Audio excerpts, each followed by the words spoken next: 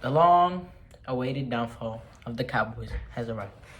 Not for me, but for many other Cowboy haters.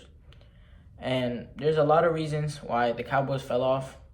In this video, I'm going to go over 6 of them. Some of these may not have been the reasons exactly, but they definitely niche towards why downfall happened. Number 1.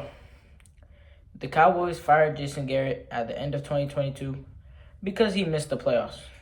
Classic. But he had a pretty good run from 2010 to 2019, but he didn't get anything accomplished.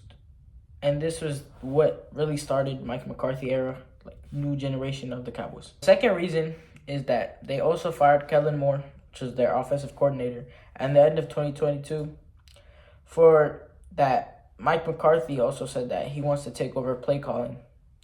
I mean, I didn't get the point since he's just the head coach, not even the offensive coordinator. But you never knew. And he spanned from 2015 to 2022 with the Cowboys. In 2023, our defensive coordinator, Dan Quinn, decides he wants to be the coach of the Washington Commanders. This is a big issue for us as now we don't have any of our big 3 managers / coaches that really have experience with the players and that know everybody on the roster. So the fourth reason was a big mistake by the Cowboys coaching staff. After the release of Ezekiel Elliott in 2023, the Cowboys wanted to sign him again at the start of 2025. And this was a mistake because he was averaging no rushing yards on the Cowboys and the other teams, aka the Patriots, that he went to after his release. But yet, we still signed him.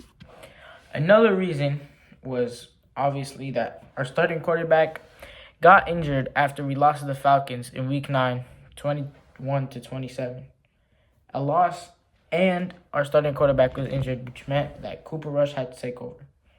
I know he's considered a good backup, but I don't see him as a starter. But after all, there's a little bit of hope. The Cowboys have been linked to Shedeur Sanders from Colorado, which could help us replace the old Dak Prescott, and he's injured, so that could work out.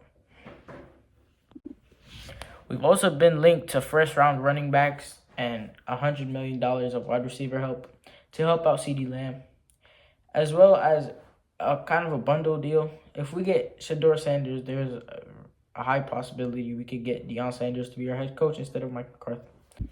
Even though it's not looking good for the Cowboys, there's a glimmer of hope, and maybe someday it will be our year.